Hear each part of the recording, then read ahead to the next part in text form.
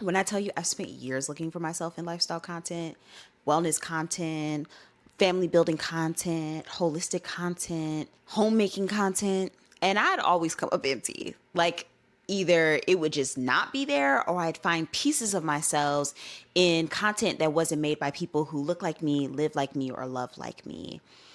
And at some point I was like, listen, I gotta stop looking. I'm gonna just have to build it. Hey y'all, I'm Martissa and this is Tissa Living. I'm a Black queer feminist married to the greatest person I know. And together we're building a family, a home, and a life that reflects the love and intentions of our ancestors. I'm a homemaker, a gardener, a from-scratch cook, a wellness girly who likes to cuss a little bit, or a lot of bit. I believe in ancestral foodways and nervous system regulation and the healing power of a really, really good meal shared with people that you love. And right now, I'm in my preconception era, preparing my body, my mind, my spirit, my home for the chaos and joy of a tiny, squishy little human. Here's the thing.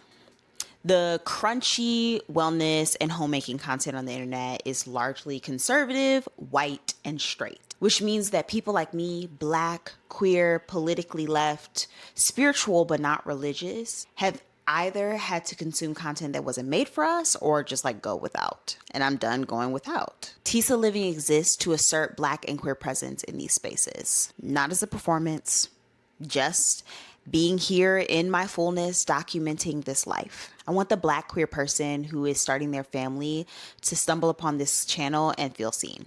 I want the queer couple navigating donor selection and insemination and all the weight that comes with it to know they're not alone. I want the Black woman who loves functional wellness but is totally exhausted by the conservative undertones of so much of that content to have a place to land. And my hope is that together we can make this that place. So here you'll mostly find four things. The first being preconception and health optimization. I'm in trimester 0, my preconception phase, and I'm documenting all of it.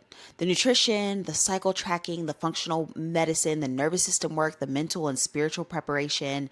I want to give space to that whole process here on this channel. The second being queer family building. My spouse and I are navigating the full journey.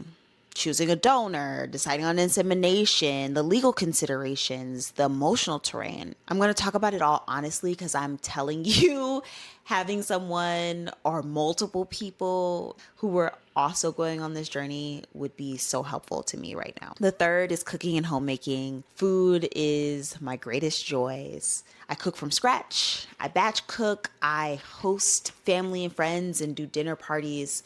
I tend a home that feels like a true reflection of who we are. And you're going to see a lot of both of that here.